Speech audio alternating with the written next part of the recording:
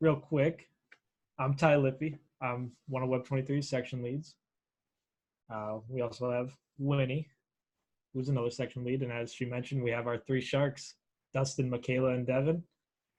Like she said earlier, they're all going to give some feedback on the projects that are demoed. I want to introduce, I want to say it's Luis and Kevin. They worked on Appraiser's BFS. Are you guys ready to demo? Yes, you have the ability to unmute yourself, so go ahead and do so.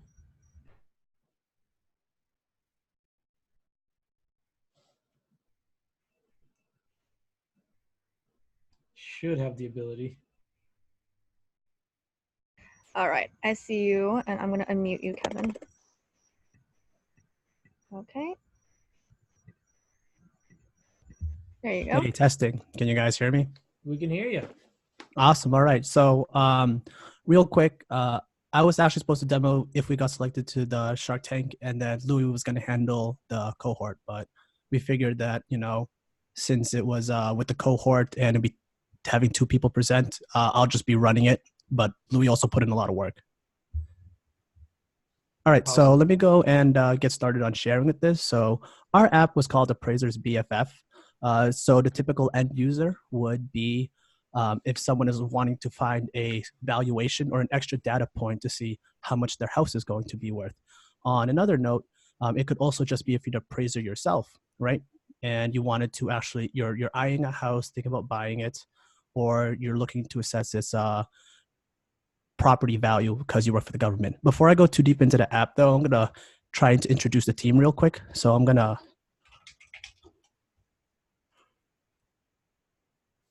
go really quick into the about us. So right now, it was myself, Louis, Brianna, working on the front end, as well as Mike, and also Mike provided a lot of the styling. So the four of us worked on the front end. Kevin, Louis, and Mike were our React 1.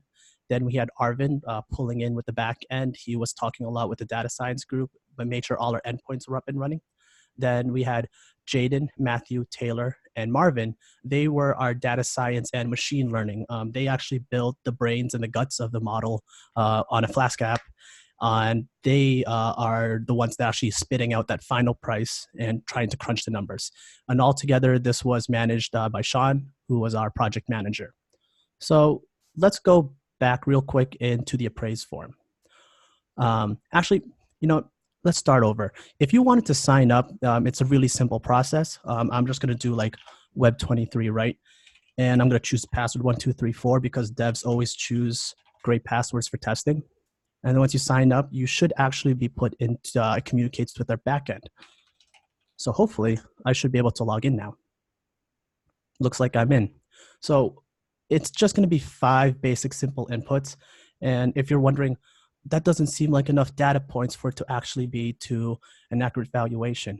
Well, in the end, our data science team decided to actually pick the 5 most relevant things they think that will actually help determine the final valuation. And those numbers we came for was the square footage. So the average square footage in America is 2,500 square feet. So let's roll with that. Then let's say that it's not too old of a house, right? Not in the 90s or 80s, but let's go with, 90, 80. So let's also choose the number of bedrooms. Let's say that they have 2 kids and then room for the parents. So 3 bedrooms total. We also, in our dropdown, one feature we like to add is maybe the ability to handle mansions. But once you get past 9 bedrooms, you're probably not going to be looking for your average house, or it is going to be more likely an outlier of the model. So we're just going to go for 3 for now. Same thing with bathrooms. You have half bathrooms that you can pick from. Let's just do 2.5, which seems to be the most common amount in most houses. And, let's just put in the zip code. Let's just do 94109. And now it's going to put the appraised number, and it should send it to the back end, which will actually wake it up. So that took a little bit because we had to get a response from the back end and the model had to be running. One feature we do want to add in the future is just to have a little loading to show that, there is additional feedback. But depending on the inputs and depending on how heavy the traffic is, because I know other people, other cohorts that we worked on are also doing this presentation. So they could also be demoing it right now. So you got appraised about 600,000, and you might actually think that's actually kind of low for a house. And that's where our unique proposition comes from with our app.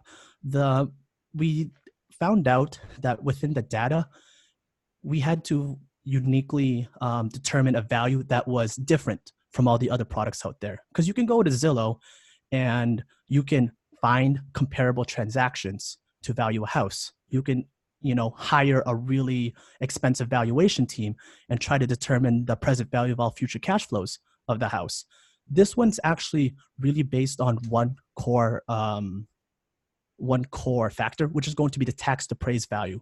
So if you're trying to gather a bunch of data points for the house, then this will actually probably give you a good floor to work from, So that's why we feel like it has a unique approach. It's not going to always give you the estimated value because you can always get that from Zillow. And I don't think, given our time constraints and our education and 1 week of work, we can't beat Zillow. Now, once you actually have your house appraised value, though, what you can do is you can get the results. So once again, I'm going to choose an appropriate name because I'm a developer. And you can also have a way to rate how interested you are in your result. And then you can also save it. And then once you save it, it'll be saved into the back end and you can go check out your save list. And once you're here, you can also continue to update it, or you can also just delete it if you don't want to have any more in the save list. And then that's it, empty save list. So I hope you guys enjoyed the presentation. I talked a little bit fast, so feel free to ask any questions that you have. And that's it for Appraiser's BFF. Thank you. Fantastic. Thank you so much, Kevin. All right. You want me to keep sharing or just close it? Keep sharing, please. So, Dustin, you're up.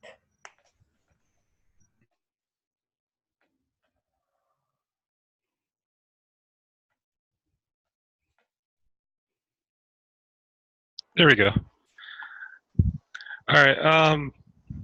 Well, it looked really good. It actually reminds me of like a realtor commercial I see on TV every once in a while, or the design does. The app looks really simple to use, and the way he presented it was amazing. I mean, he took really complicated things and put it in terms that I can understand, so I really appreciate that. The one thing I would improve on is once you clear the list, it looks like you're looking at an empty page. So maybe put some kind of message or some kind of image, just something there so it doesn't look empty. But otherwise, great presentation. I loved it. It was amazing. Good job. Thank you. Thank you for your feedback, Dustin. Michaela.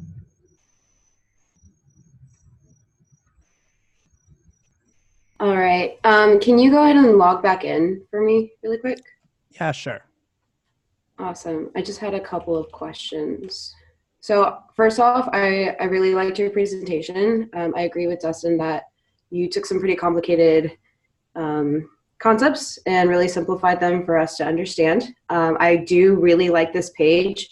It shows everything that you need and it's super clean. Your whole app is really clean and professional looking. When you go to the next page, so if you could just insert some dummy data like you had before. I had a question about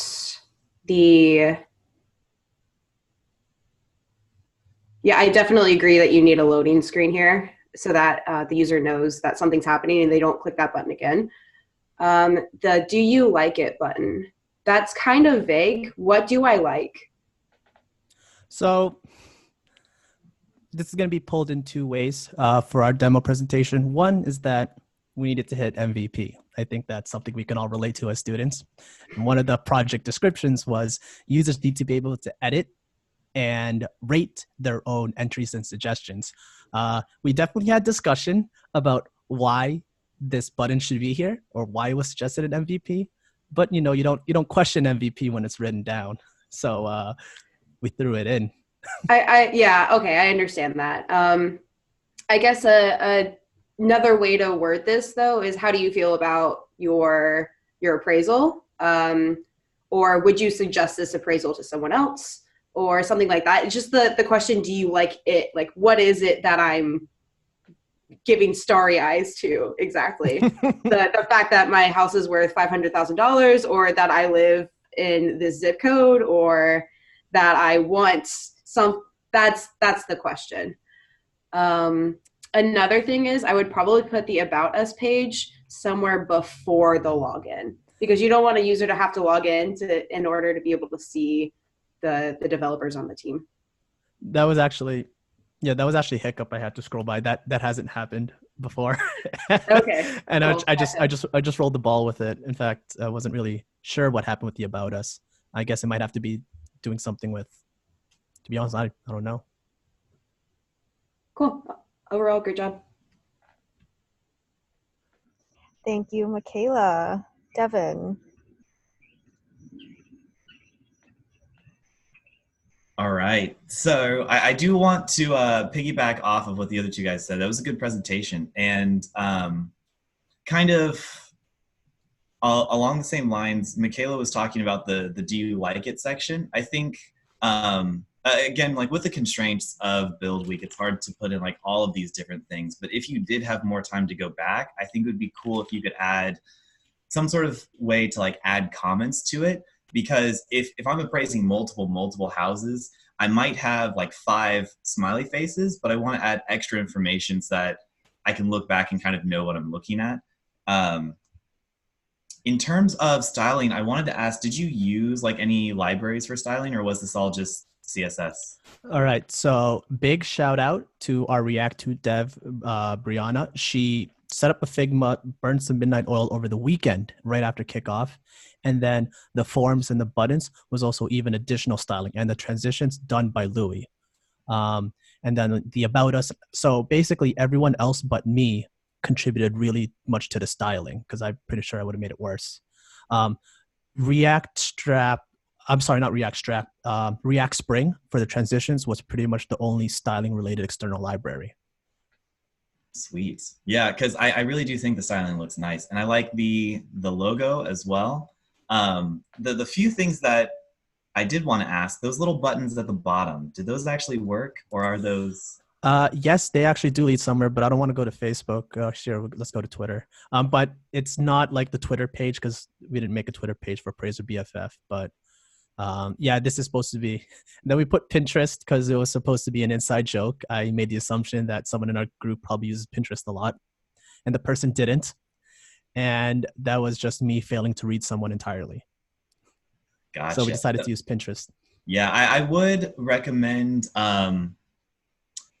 if this is something that you are going to like present and like give to an audience, you want to make sure that any buttons that you have, any links that you have linked to typically not like generic sites, but more specific ones. Again, you didn't really have to like make a Twitter account for this page, but if you didn't have one, you could always just leave the button out, just so that users don't try clicking on things and get upset whenever they're routed somewhere they don't want to be. Sure. Yeah, of course. Yeah. I think if also in response, I think if we could add stuff to the to-do list, you actually completely nailed it.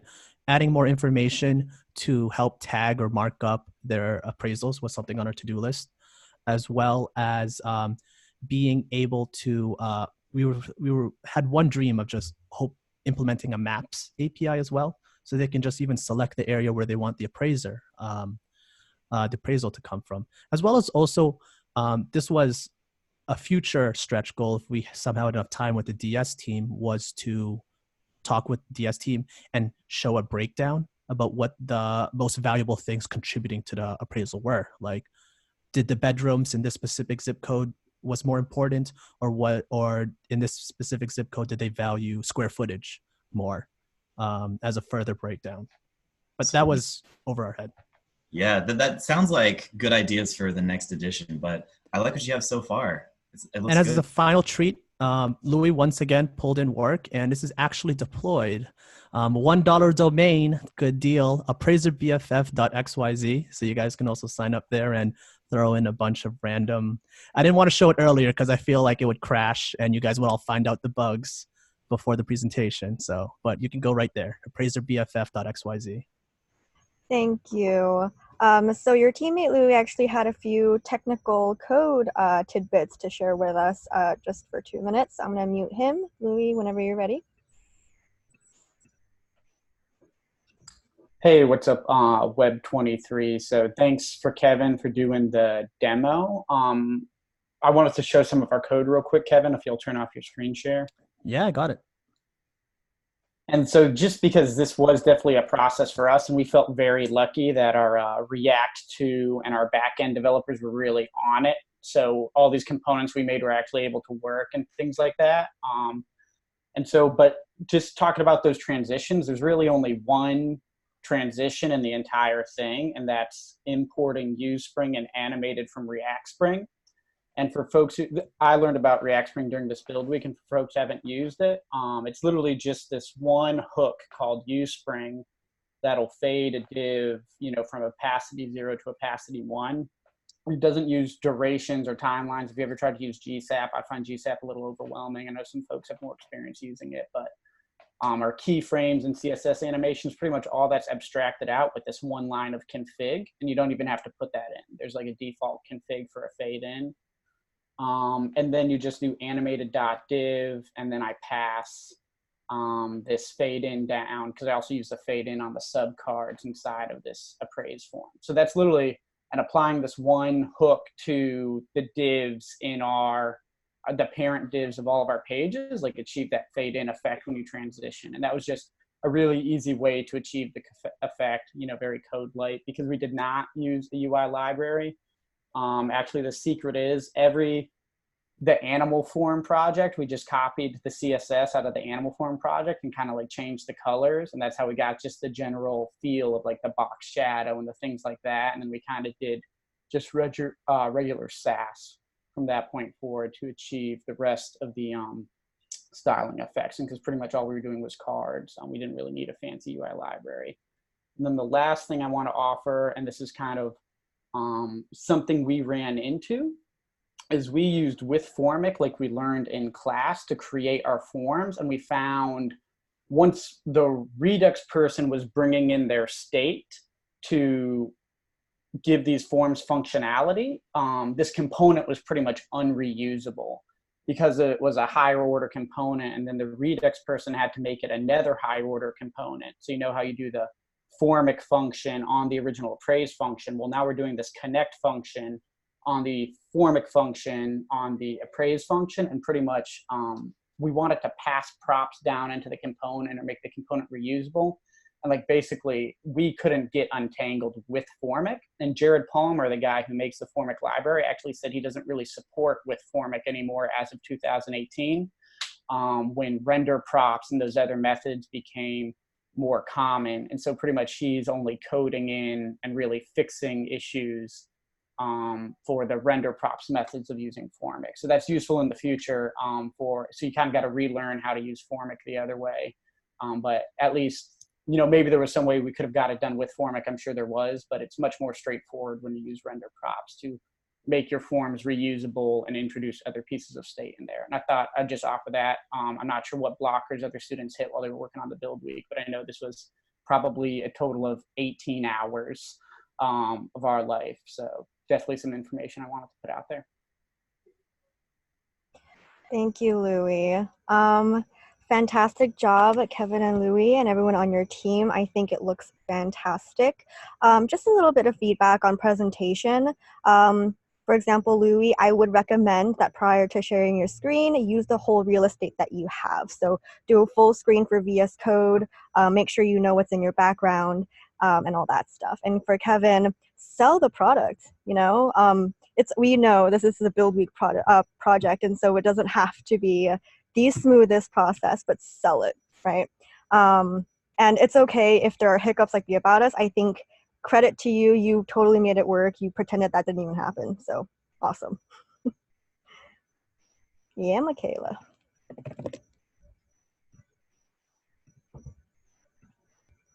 Okay. So going off the whole sell it thing, you might think, oh, that's a little silly. I'm just selling this to the other Web23 people, and this is just my Build Weeks project. But I will tell you, you will be selling this at one point or another, maybe not this particular project, but one of your projects that you have worked on, whether it's this one of the other build weeks, or your labs projects, you will be selling it to hiring managers. Definitely 100% they are going to ask you about your previous projects. And so they're going to basically do not exactly what we're doing here, but you're going to sell not only yourself, but also the work that you've done. So be into it and be excited. It helps. Awesome. All right. Again, great job. Okay, so the next group is up. Let's see here. All right, the next group is Fish Friends with Joe Lambert. I'm going to unmute you.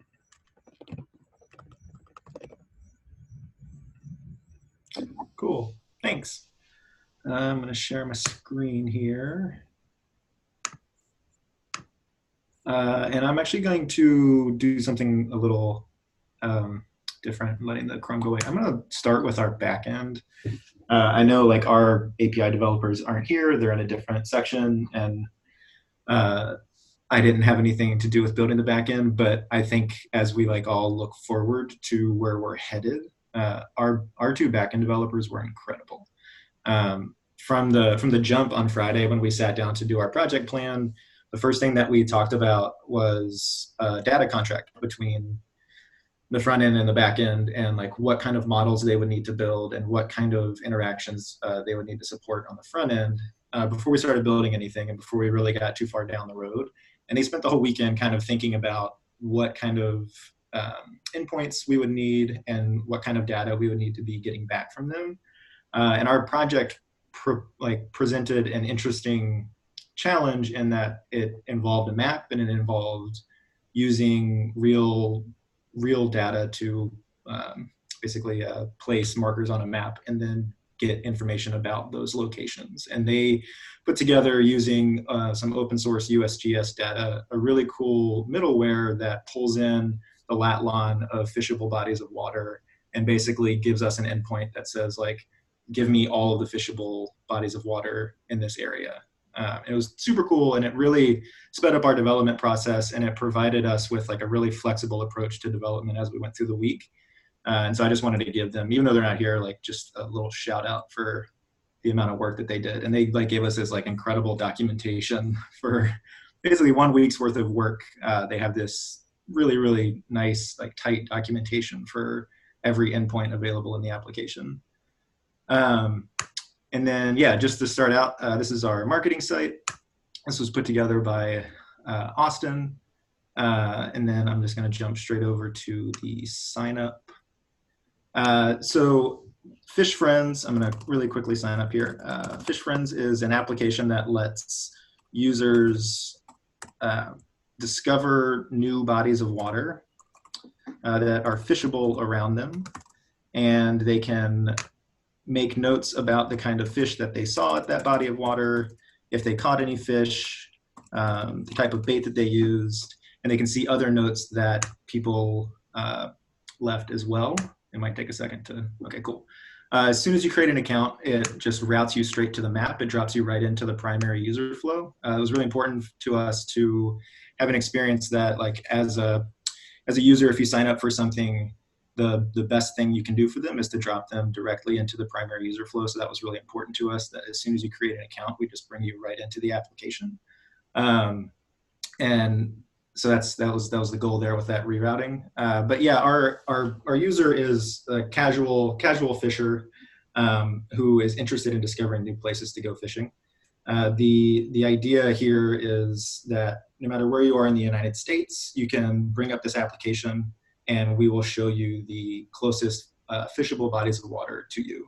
For demo purposes and for MVP purposes for this week, we have a static map with real data attached to it. So you can't do actual geolocation right now, but a stretch goal, like the next set of features would be to integrate a dynamic map that would allow you to pinpoint your location, and then given a radius, say like 5 miles or 10 miles, we can filter the data set down to the nearest bodies of water that are fishable within 10 miles of where you currently are.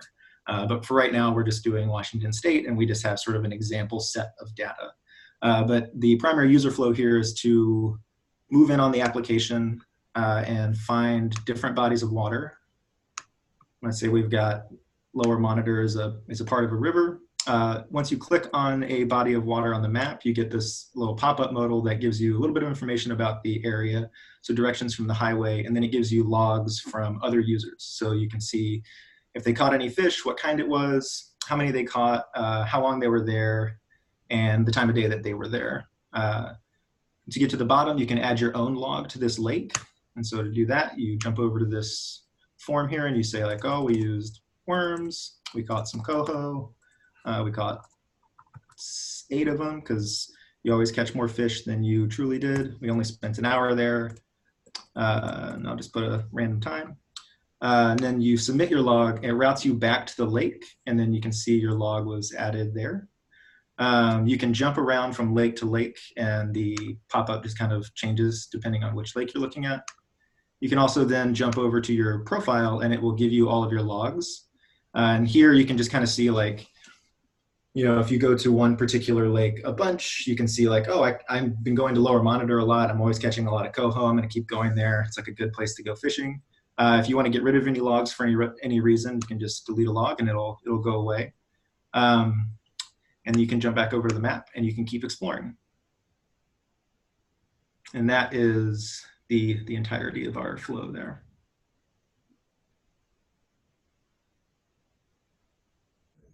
That is awesome. Thank you so much for presenting for us, Joe. Okay, so first shark up, let's have Michaela. Cool. First question for you. So the top left button there says it's a map, right? Yeah. Cool. What's the other one? It's a profile? It's user profile. Okay, and that's where you can see like your old, like okay, all logs that you've created. Okay, cool. So in the actual logs of one of the sites, does it show you who said what? Yeah, so okay, so that's the username. That's the username. Okay, yeah. So the username's huge. Okay, so the username was so big that I didn't realize that's what it was. Mm-hmm. So like the username is not the most important thing, right? Yeah, totally. Maybe I'm not sure exactly what should be changed here, but just to kind of reformat it, maybe put a square around each one of them. But it was almost too large that I completely ignored it.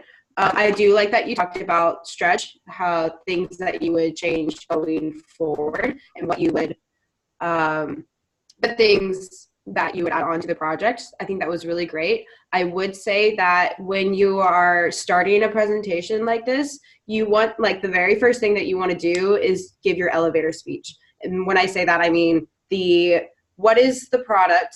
What are you trying to sell? What is the problem that you're addressing? Who you are talking to? Who is your audience? And then how you're fixing that problem. Because it wasn't until maybe 2 or 3 minutes into your presentation that I had any idea what the application even was. And that's not great. Other than that, your presentation was really smooth.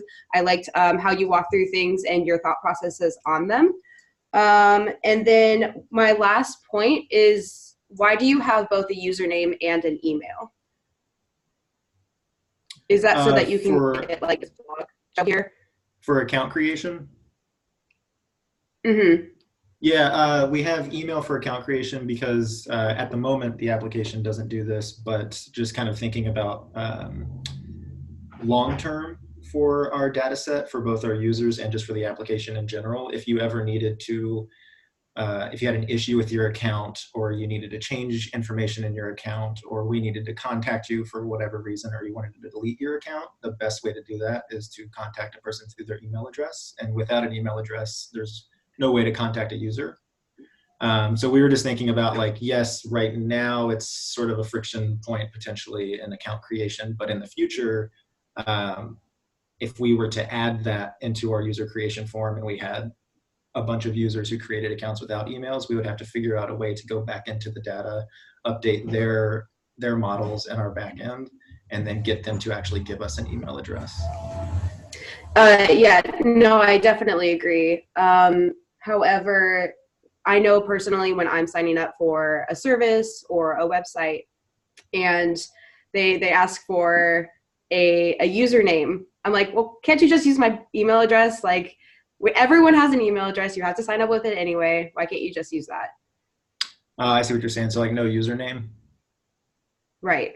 Yeah, like in our backend, the username was the key, was the primary key for a user. So like all, you could have the same email address associated with different accounts, but you could only have one username. It was just the way the backend was built. So we had to be able to provide a unique username to key everything, and then to generate a user ID. Okay, you can do that Yeah. without having the user. Yeah, type I in. would. Yeah, I would say that as a future improvement, we could get rid of that for sure. Cool. Overall, really good job. Thank you. Thank you, Michaela. Devin, you're up next. All right. So I guess this is kind of maybe a bounce back of what Michaela was just saying. But I think, I guess personally, I think if someone, maybe this isn't trying to be like a social media kind of thing, but if you are going to a map and you want to see that like someone else found fish at a different area, one way to make it more, I guess, like personable would be maybe instead of having a username, the person would actually put their first name. So that way, whenever you're going into like all the extra data, you see like the person's first name. I'd actually see Joseph instead of like, I don't know, Lambert 2506. So having something like a first name, and once you get into backend, making sure that it doesn't have to be like a unique name. The username can repeat, but then the email is what the server will use. I think that could work for this kind of thing, just to make it a little more personable. Also, I do agree with what Michaela was saying. You want to try to start out the presentation with like the user story. Definitely though, once you got into the user story, I thought it was really solid. Once you started explaining what Fish Friends is, who it's designed for, like what the purpose of the app is, you talked about you want to scale it up so it's a dynamic map, but for right now we just have that static information. I thought that presentation was perfect. That was really seamless. Once you got into it, I knew exactly what your project was, didn't have any questions about it. With styling, this is kind of something maybe for you personally as you like keep going through Lambda. I'll be honest, there's not a lot on the curriculum that focuses on styling, but if you can take a little bit of time to look into those different libraries like Material UI, Semantic UI, those are easy ways without having to actually type out the CSS yourself. There are nice, easy ways that you can add in forms and different UI components that'll help make the page look a little bit better. So looking into stuff like that for next build week will make it just that little extra polish. Overall, though, I thought it was good. Cool. Thank you. Thank you, Devin. Dustin.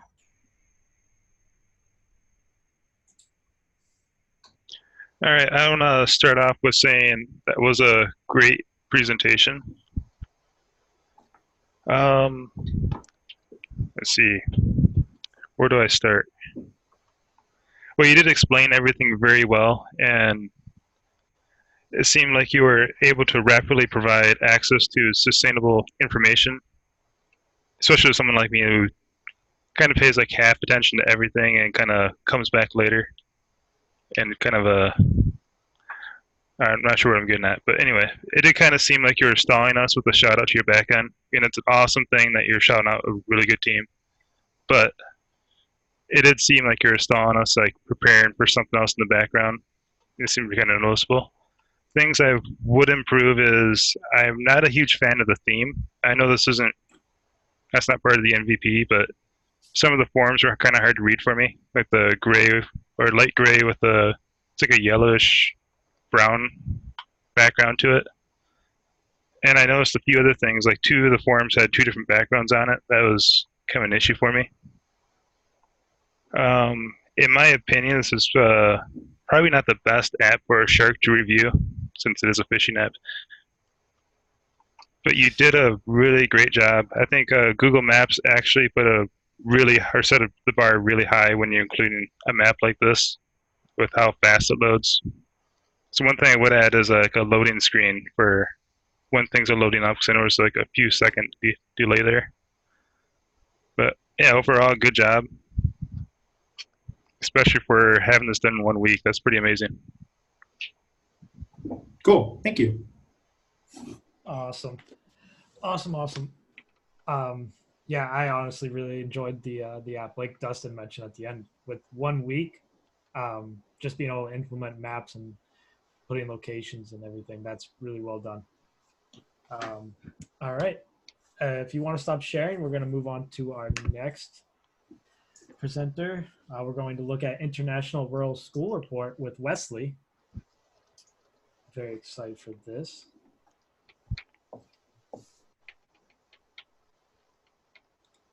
Wesley, you are unmuted and you can start sharing if you want. Okay. Hi.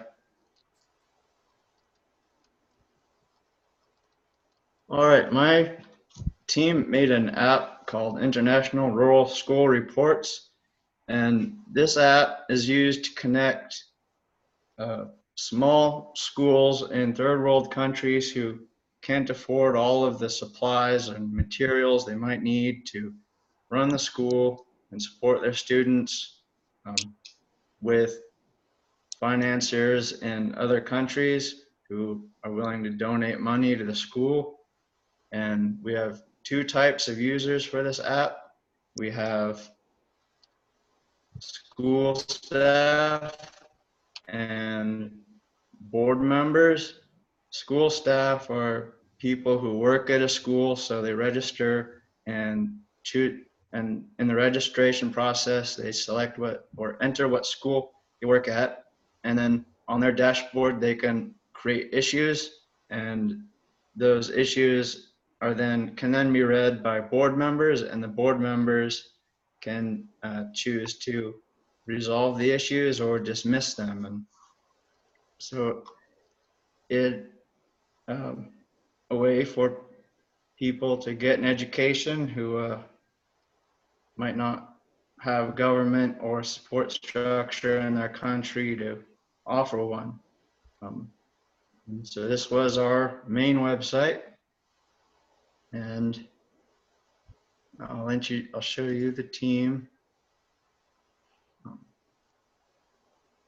So Carlos and Victor were also in WEB23 with me and helped me build out all of the components. Min was our Redux developer, so he did Redux. Burl was in Web24 and made this website, and Miriam made our backend server.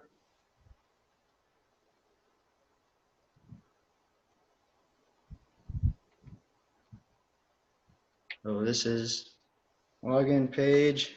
I'm going to log in as a school staff member.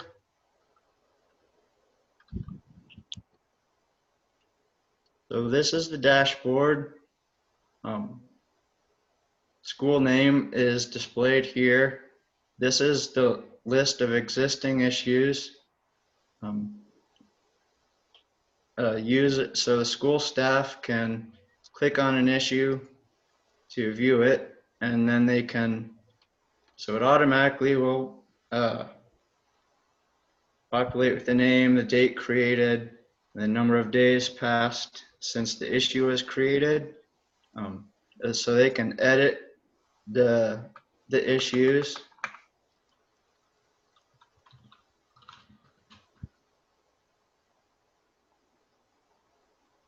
So that will update, and then when they're in this view, they can also close an issue, or they can delete an issue.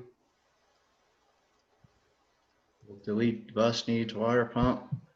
You can go away this time. There you go. We got some jank to work out still. And then if they want to create a new issue, the status is needs attention, and they put in their new issue.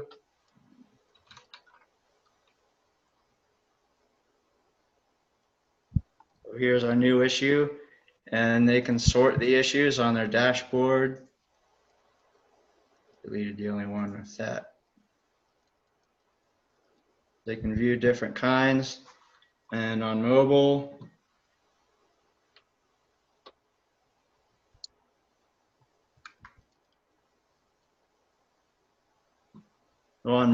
it hides the single issue view and will only show the issue list. And then these icons represent the different types of statuses for each issue. And then it hides the issue list and goes into the single issue view on mobile. So that's for a school staff member. Now I'll log in as a board member.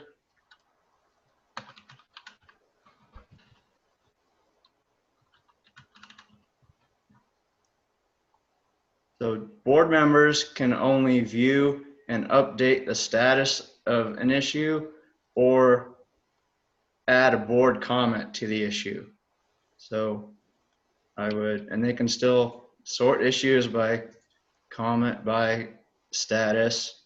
Then they would show the issue, and the issues, if an issue has a board member comment, then that board comment displays beneath the description in the school staff view. So back to the board member, they can update the status,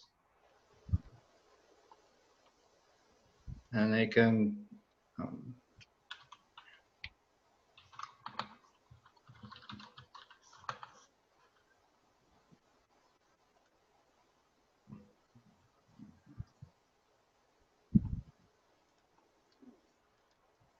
there it moved, so they can update the status. We have an issue in our back end where when we submit a board comment to an issue, we're still getting a 500 status. Also on mobile, it's the same thing. In a single issue view, it hides the whole list of issues, so the user doesn't have to scroll all over the place. So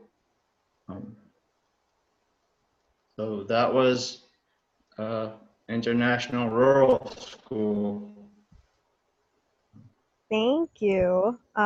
Give a metaphorical round of applause.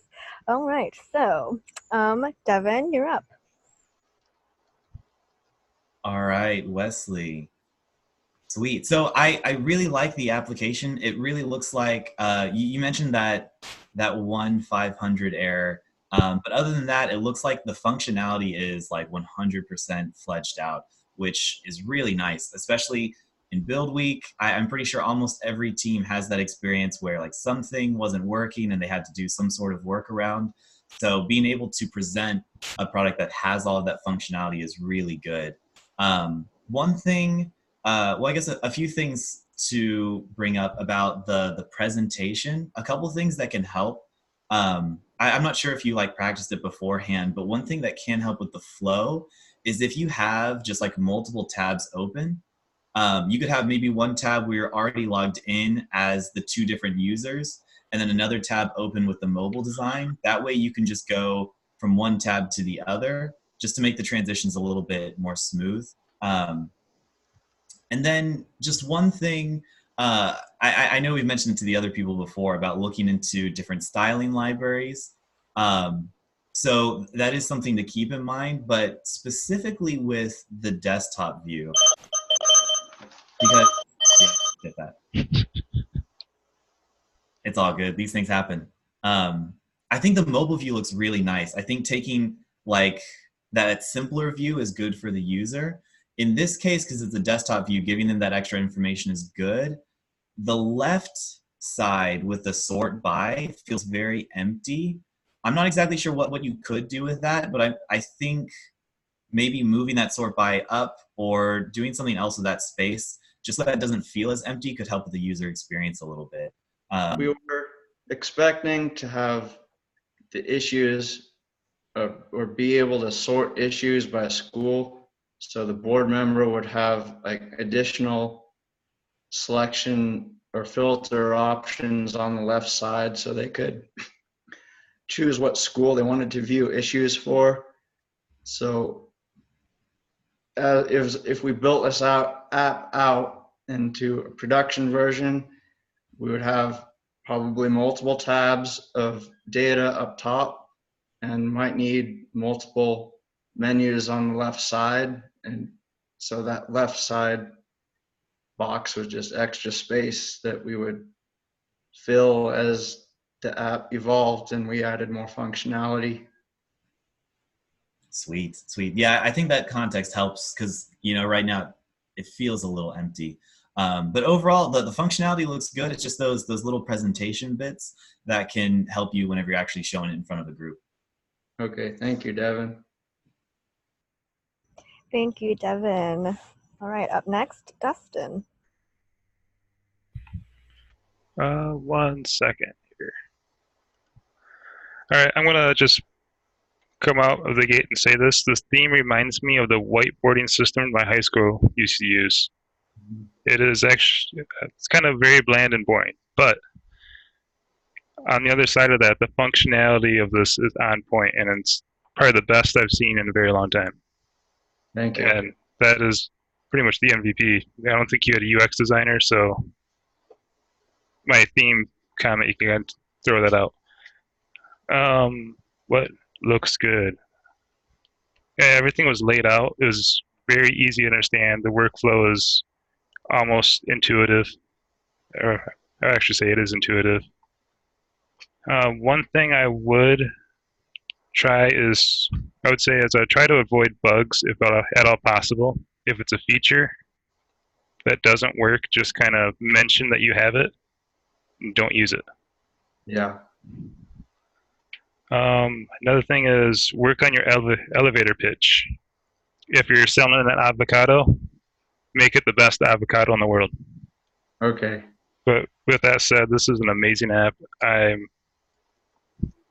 didn't make it, and I'm already proud of it. Thank you. Thank you, Dustin, for your feedback. Michaela. Yeah, just to go off what Dustin said, I think that your description of this app was really great. I think that you might even be able to shorten it a little bit. Just, elevator pitch means what can you say to the executive that you happen to step into the elevator with? You have 2 minutes until either one of you, definitely you gets off the floor first if you're going up, but it's supposed to be like short, snappy, and grabs their attention and makes them say like, hey, here's my card, talk to me later. Initially when I was looking at this, when this was first brought up, it's kind of funny that Dustin said that it reminds him of something from high school that he had to work with, because I even wrote down, it feels very educational. And while I do understand that this is for schools, it's not something that I would go to and be like, yeah, I'm excited to get some work done here, because it doesn't have that exciting, and exciting is kind of the wrong word, but it feels like it's used for school teachers. But when you initially went to this page, I was kind of confused as to why the results were only I don't know, maybe a fourth of the page. And so overall, maybe a third, right? And then you clicked on one and then something showed up on the bottom half. And so what I would do is, instead of not having that, because you only get to see maybe 5 at a time instead of If you had it as the whole page, you could see 10. It would be the entire screen. So instead of having just like this blank section, if you're not clicked on anything, what you could do is have a modal pop up that shows the new, the one that you are clicked on. So you don't have to go to a new page, but you're also you can see more at once. So you're not having to like kind of sift through just a few of them at a time. I could just keep the same functionality as it has on mobile, where it only shows the issue list or a single issue. But when they click on view, it shrinks the issue list and the single issue shows up on the bottom. Right. Yes. And yeah, I think that was it. Overall, this like the functionality is super cool. If you can get those comments and stuff to work, I would highly recommend continuing to work on those. Thank you.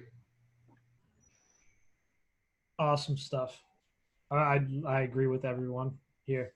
So round of applause, and we will hop on to the next presenter.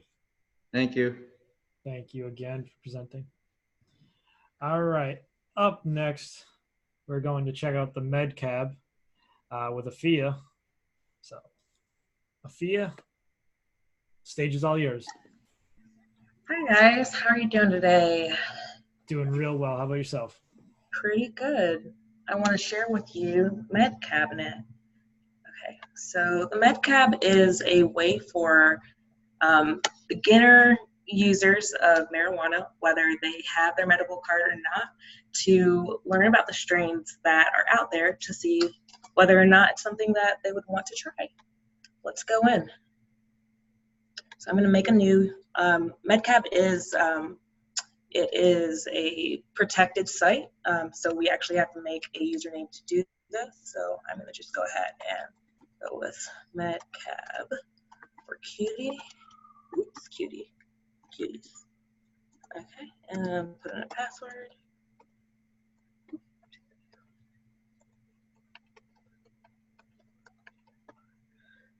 No, sorry.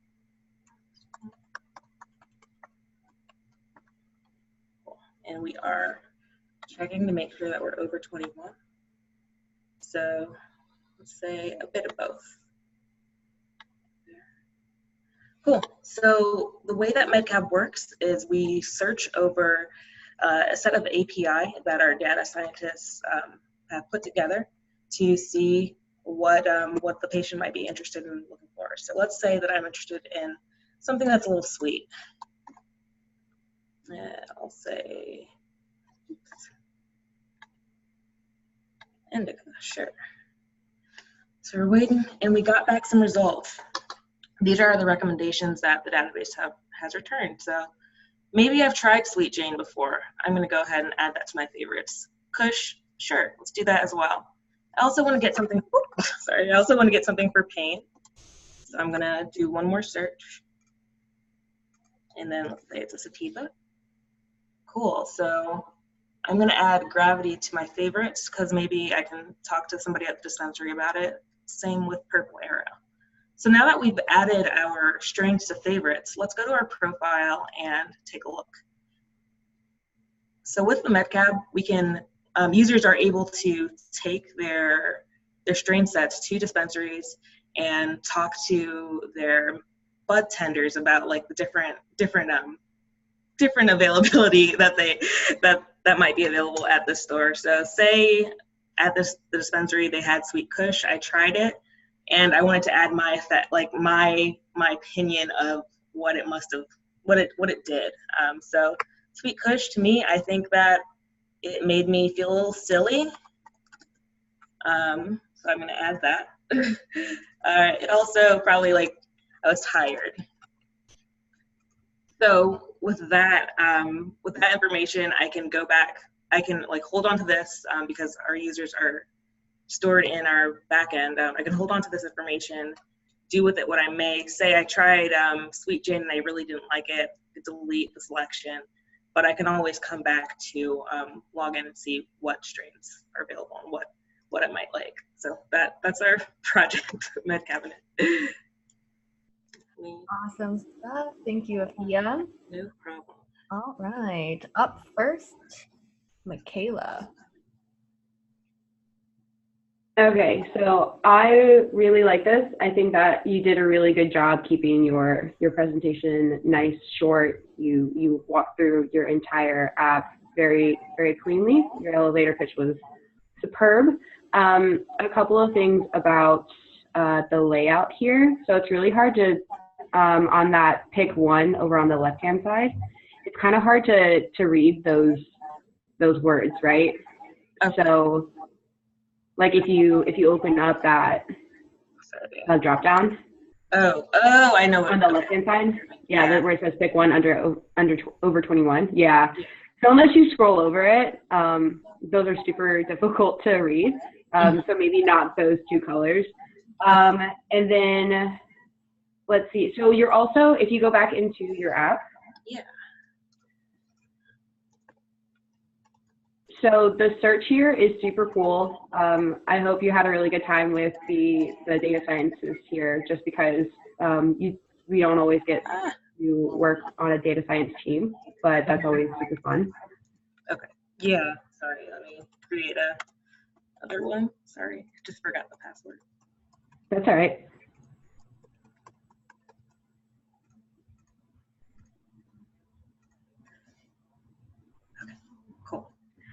Cool. So something that I would recommend here is if you, let's say that I am a new medical marijuana user and I don't really know anything about weed or strains or anything like that. You might want to like maybe put some links to some other sites that have like good blog posts on the matter. Because like if I just saw this and I said like, oh, I have no idea, like maybe I have an idea that I want indicas or sativas, but what does it mean when it says search strains? I've heard jargon before, but I have no idea what that means. So maybe even some recommendations for search topics here too. Okay. To be honest, if I hadn't seen you type sweet or pain, I would have no idea what to put here. So other than those two things, what is the get meds? I'm sorry, can you repeat what you said? The get meds up in the top right. Oh, that just links back to the login. It was just, so with our project, we have 3 React 1 developers. We had 1 React 2, but over the weekend he actually got into a car accident. So we did end up getting more React 2s toward the end, but it was just the 3 of us kind of bootstrapping it to get things done for the most part. So. Oh, okay. Was this supposed to be something different? It was, so a lot of the time spent, and we also did lose our UI. Like a lot of the time spent was the React ones just kind of learning things, learning about like protected routes or figuring out how to pass props when like things are, so just like, sorry, I don't know. That was weird to share. No. That's totally fine. I had the question about the button get meds though. Was that supposed to link to something different? So it was initially supposed to be called something different, but toward the end of the week, we were just putting it together. So I think that it just kind of slipped through the cracks is what I meant to say. Oh, okay. I see what you mean. Yeah, I would get rid of that entirely and just have up on the right or on the top left where it says MedCab. I would have that just the only thing linking back to this login page. Unless you also want something that says login up over there or log out, I suppose. Okay. But yeah, overall, really great job. Cool. Thank you. Thank you, Michaela. Dustin, you're up. All right, this actually reminds me kind of like actually, first thing I want you to do is log in or go to your main app real quick. Okay. Sorry, let me just make another one. I'm sorry that I have to keep making a new one. I'll start off with, you had a really great elevator pitch. Wonderful. Thank I you. was almost sold at the beginning. And while we're waiting here, off the record, I was hoping for more puns, but Oh, that's okay. It's probably better that you didn't use them. yeah. All right, so this actually reminds me of like a hospital website, which I think is a really good thing. Oh, awesome. I think it's the colors and how clean it is. One thing I don't like is the theme isn't really consistent from where you just were to here. Okay. I'm not sure how to fix that, but it just seems like almost like it's two different websites. Okay. Like Michaela said, the placeholder text and the inputs on the other page are hard to read. And right here, I would include like either a page to describe what the different strands are or some kind of suggestions on what to search. Okay. Because coming into this, I wouldn't know what I'm doing. But yeah, this is a really good website, and I think this can go pretty far if someone pursues it after build week. Cool. Thank you. Thank you so much. Thank you, Dustin. Devin? All right. So I guess I happen to be the one who like keeps going back to like styling to like suggest different things. The one question that I have, whenever you create a new user, there's a username, there's a password, there's that checkbox for 21. If someone does not check that box, are they unable to create an account? I believe, yes, the way that I set it up in the structure was so that they weren't able to go through. It would just refresh the page without anything. I initially wanted to have an age gate, like that would be like a modal that would pop down to say like, are you 21, are you not? But time constraints ran out of time. Gotcha. And then the drop down that says medical, recreational, or both, is that, do you know if that's actually saved in the database, or is that just like for it is saved in the database, but it just goes to back end. The data scientists did not incorporate that in what they were bringing back. So for future, we would like to have that actually be more intuitive with what recommendations are coming back. Gotcha. Sweet. So I'm kind of piggybacking off of what Michaela and Dustin said. As someone who like doesn't really know a lot, I do think it would be helpful to have like more information here. It could be kind of like what you said, a modal, and like maybe right above search strains, it could be one of those like things like don't know what you're doing, and you click on it and like the page shows up. Especially for like sites like this, a good user experience is trying not to link them to a different page, especially if that other page is just going to be like a huge wall of text. You want it to be like intuitive and easy to use, and if they can stay on your site, that's whenever you know that they're actually going to come back and stay.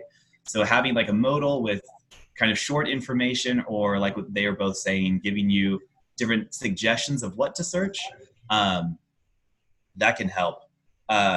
Kind of, I think it was Wesley that I mentioned it to, but another thing that can help here, if you just have two different tabs open, one that shows the main page and then another one where you're always logged in, that would help a lot, just because I think you've already experienced like typing it in a lot gets a little tough. So having those two tabs open just makes it easier to switch back and forth for presentation purposes.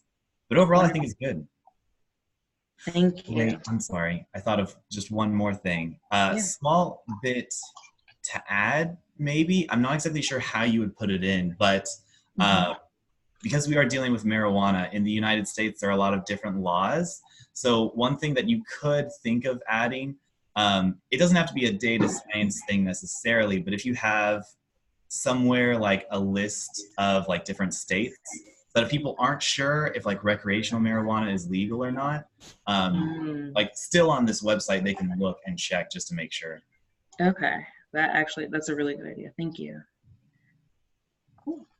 Awesome, Afia. That was really well done. Thank you, Sharks. All good feedback. And, you know, with the hand you were dealt, really proud of you guys at the MedCamp. Cool. Thank you. Awesome. All right. Next up, last but not least, we're going to check out Mentor Me with Michael. let me see. I can't find you. And I found you. Found you. Thank you for waving. Yeah, of course. Hi, everyone. Before I get started, I should compose myself, and I invite you to join me. Some of you probably have a mason jar, you might have a stein or a grail or another cup, but let's toast our successful build week and our future success. Cheers. Thank you. Speaking of success, right? Have you ever had an idea for a business and been certain it was like a great, unique, $1 million idea? You have, I have. Whenever it happens to me, I immediately get followed by the icy chill of doubt. Like, has this idea been done before? What are the legal risks? Is there really a market out there? Or is my viewpoint just skewed by my locality or my age or something like that?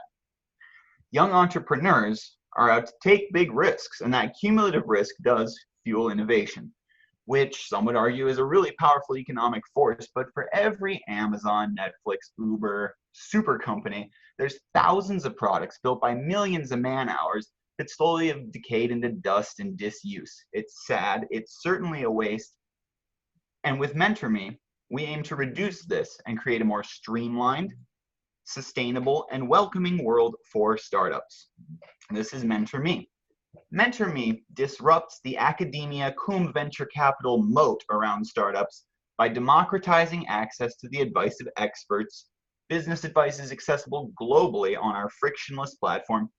Let's log in and take a look. We'll type in our email and our highly entropic password, and we are, it's the registration page. Our highly entropic password, and we are off to the races.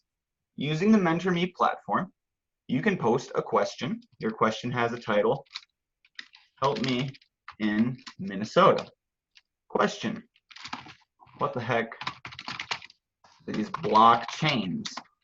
Business type, like startup. You submit it, it's immediately added and populated here. Great. It's tied to our account. And here, this is the general questions view. It's not as much oriented towards browsing them, as the entrepreneurs have less interest in other people's questions. We have a more interactive feed here that's optimized for mobile. You see all the questions in addition to the user who posted them. That's us. We just made this question. So we couldn't put the expert's thoughts straight into your brain. So we made a mobile app, which I think is the next best thing. You can ask questions offhand from the comfort of, say, the sushi bar where you just finished up your napkin math.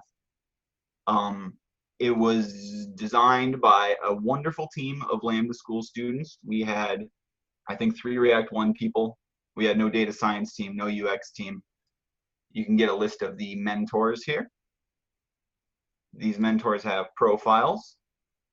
You can go back, you can ask questions, query questions. There's a search where you can find certain things. These are questions, these are placeholder pictures, but they're great looking guys. And my favorite, and I think maybe the most interesting and subtle part, is there's supposed to be a positive kind of feedback loop built into these nav animations. The bend here is supposed to approximate a human nod. So even before you've spoken to a human on the platform, there's an attempt at a certain affirmation. Future features would maybe be paid video calling to help monetize the platform for mentors. And I thought it was a fantastic experience. It was really challenging, and I loved my team. It was really a great time. Thanks a lot for listening and for your attention, guys. Thank you, Michael. Great energy. First up, let's go with Devin. All right. Coming back with the CSS. One trick I noticed, I think it was also the Fish Friends project. Every now and then, I think it was, can you click on the feed? Yeah, so I think it's because those slides are coming in from the right. There's that scroll bar at the bottom. So there's just one CSS property that you can add. It's like overflow-x, and you give it a hidden property.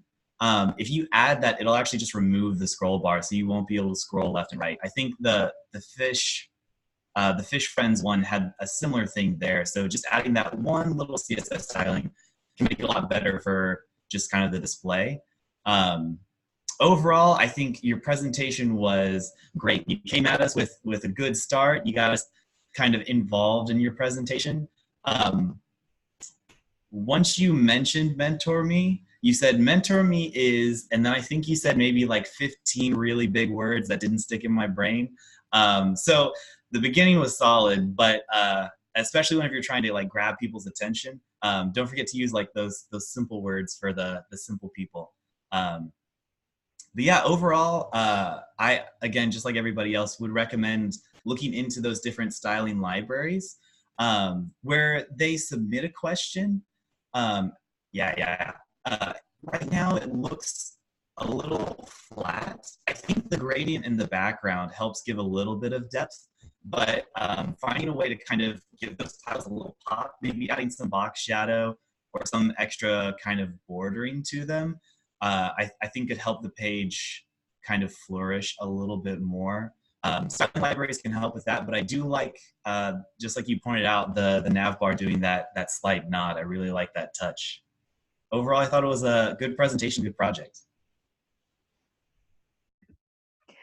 Awesome. Thank you so much, Devin.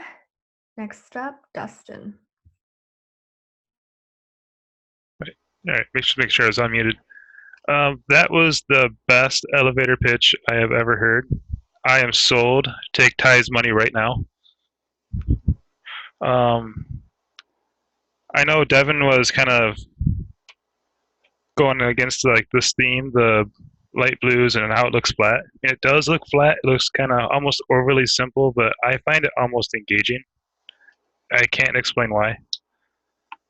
And I really like the use of animations. Some of them are a little over the top, but for the sake of being a 1 week build week project, I can't complain. Let's see. There was a small issue of some of the inputs I noticed where the text is like too small for the rest of the website. That's probably my biggest complaint. It was the first page you were at. I forgot we were typing something in that. Yeah, down there in the email and password. It seems smaller than the rest of the site. So definitely change that, maybe like 1 or 2 more points bigger. But other than that, like I said, take Ty's money. He needs to invest in something. Good job. Thank you, Dustin. Michaela? Okay, so I just want to start out with saying I love the energy that you brought to this presentation. It was super professional and very engaging. I love that you started saying like, hey, we have this problem and I have a solution for you. I think it was Devin who said that once you started talking about the app itself, you started using a lot of big words. And honestly, I just went, what? Until you came back into actually the app. Because well, yeah, it is cool to use some of these like more synergistic words. It's you do have to remember your audience in some of these cases. Like if you were presenting this to executives, that might impress them more than here. So I do have a question for you. What is the difference between the questions and the feed? Oh, you are muted, maybe? I can't hear you. Okay. Okay, the big difference is, and this is just like a true confessions, like build week life thing, our React 2 guy had a ton of trouble getting the post functionality working. So he like tore out all the questions. I still wanted to have my feed somewhere for my work. So there's a feed over there. It would definitely be better if they were more united. But this was like input boxes this morning once post functionality got done. I did the styling over lunch. Gotcha. So they're essentially the same thing, but in different formats. Yeah. It's the feed, I guess, has a little more complex logic because it actually has to find this from a different part of the API, which is maybe suboptimal work on the endpoints, but we got it going. Like the questions actually don't have the associated email. They only have an ID. So the feed has a little more logic to it, but that's about it. Okay, cool. Yeah, I would definitely stick to either one or the other on that, just because it is a little confusing seeing the same things into different places in your app. Another question for you is it likely that someone is going to be both an entrepreneur and a mentor? That is the Or is site it like kind of one or the other? The site's designed for it to be exclusive to one or the other. Okay, so since that is the case, I would completely get rid of this like entrepreneur register / login and the mentor that you have like on, because this is like a banner across the entire app, correct? Yeah. Okay, so I would have that only on the login page and not everywhere, because this gives the impression that you can register as an entrepreneur and log in and then go and register as a mentor, and that's not the case, right? For sure. Okay, cool. Yeah, you're totally right. And then this is something for everyone. I just noticed it with your app, but I'm not totally sure. I probably just missed it because like the Zoom bar is up at the top, but I noticed that you didn't change your logo there on the tabs. And that's a big thing when you move into production. You do not want it to say React App with the little React App logo. Okay, this is local. I have not changed anything locally, but yeah, that's actually not something that even crossed my mind as a priority this week. But thank you. Yeah, not a problem. Just gives it a more professional feel. It's super easy to create a really basic logo that you can just pop right in there. Takes like 20 minutes max. I highly recommend for any project that you're going to be using on your portfolio there. I've definitely seen the logo file as part of the React app, and you know what? Now everything's starting to connect, man. It's good. Yeah, definitely. It's right there, that HTML. But yeah, overall, really great job. Really great presentation. Thank you. If you missed that, Devin went polish. Yeah. All right. Thank you to all the sharks. Thank you, Michael, for giving us a great presentation. What a great way to end our demo day. So, a few things. Thank yous to everyone who presented today. It's not easy to get in front of people and present. I know that I would be sweating through a jacket right now if I were presenting. So great on all of you. And such great professionalism, taking the feedback, critical and positive. I think this is a really great way for you guys to learn, because everyone has a different perspective. So you have your own, everyone has theirs, and I think it's just a really great way as well that now you have got the opportunity to present in front of your classmates as well. So thank you guys so much. We really, really, really appreciated all of your presentations. So impressed.